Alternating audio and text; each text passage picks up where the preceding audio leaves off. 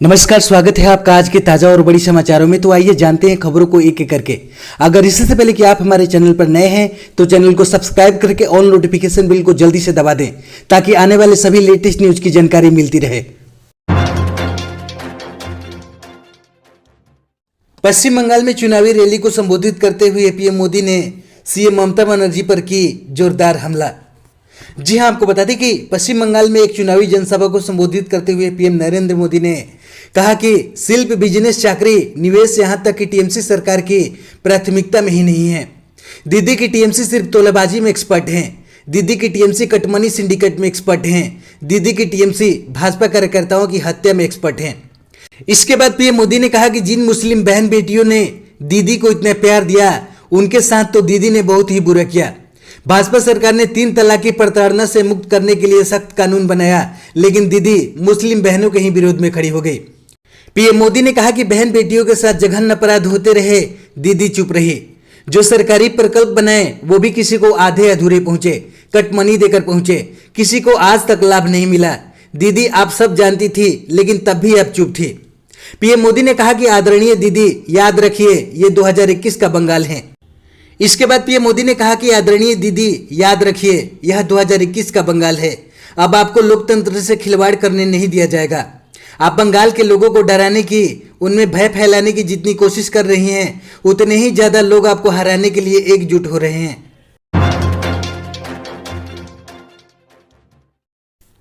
पश्चिम बंगाल के कूच बिहार में हिंसा के बाद मतदान स्थगित।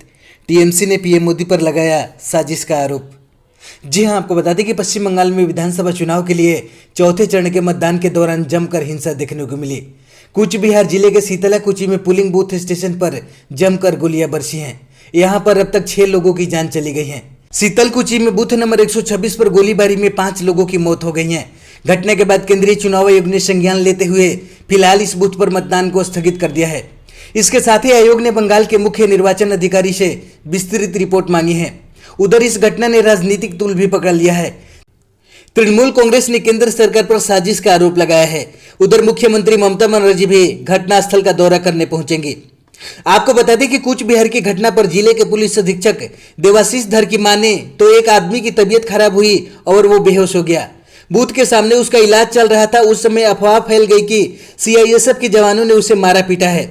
एसपी ने बताया कि गांव के 300 से 350 लोगों ने सीआईएसएफ कर्मियों पर हमला किया, राइफल छीनने और बूथ में घुसने की कोशिश की।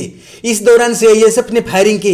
एसपी देवाशीष धर ने बताया कि इस घटना में 4 स्थानीय ग्रामीणों की मौत हुई है। इनकी उम्र 22 से 25 साल है।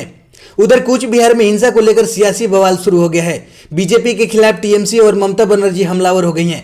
सीएम ममता बनर्जी ने आरोप लगाया कि सीआरपीएफ ने शीतलाकुची में 4 लोगों की गोली मारकर हत्या कर दी है। सुबह एक और मौत हुई थी। टीएमसी मुखिया ने कहा कि सीआरपीएफ मेरी दुश्मन नहीं है, लेकिन गृह मंत्री के निर्देश पर एक साजिश चल रही है और आज की घटना एक और सबूत है। इस घटना के बाद ममता बनर्जी कूच बिहार में उस जगह का दौरा करेंगी जहां फायरिंग में 4 लोगों की मौत हो गई है।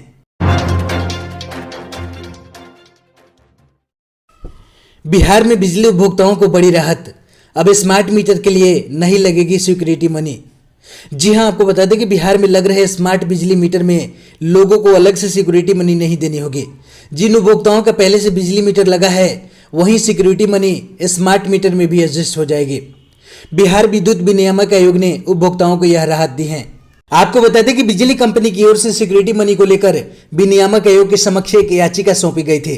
कंपनी की दलील थी कि सिक्योरिटी मनी आम मीटर के लिए ली गई थी।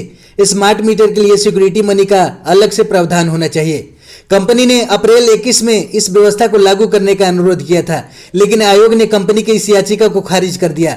आयोग ने कहा कि उपभोक्ता पहले से ही मीटर लगाए हुए हैं। मीटर बदलने का निर्णय कंपनी के स्तर का है, इसलिए उपभोक्ताओं पर अतिरिक्त बोझ दिया जाना सही नहीं है। इसलिए पहले से उपभोक्ताओं को जो सिक्योरिटी मनी दे रखी है वही राशि स्मार्ट मीटर में भी शिफ्ट कर दिया जाए।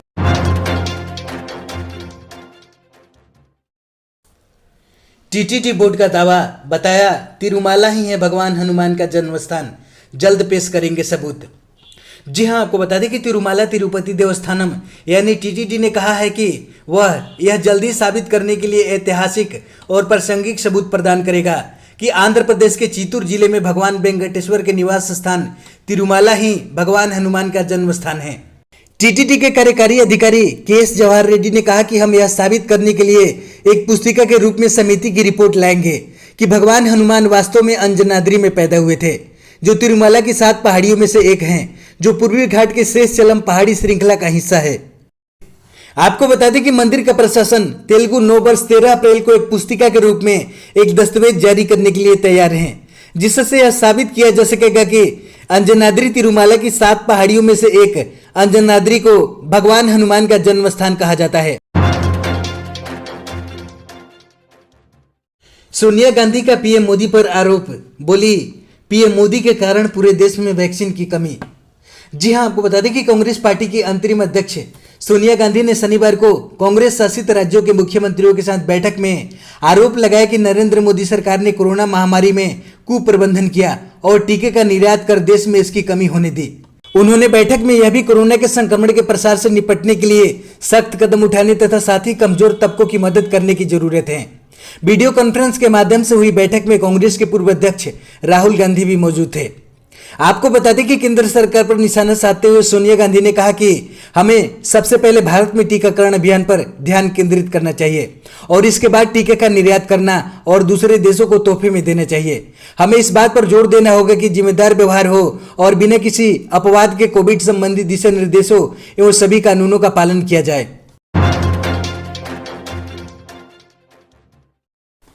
हिमाचल में पानी की कमी को लेकर रेड अलर्ट जारी, देवभूमि में सूखे से मचेगा हाहाकार।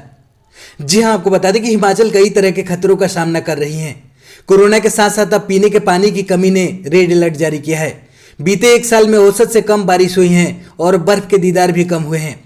एक और जहां पीने के पानी की कमी की समस्या खड़ी हो रही है, तो वहीं दूसरी तरफ सूखा हिमाचल के कई इलाकों को पानी आगोश में ले रहा है। अब सरकारी तंत्र ने भी मान लिया है कि आने वाले समय में पानी के चलते हाहाकार मच सकता है।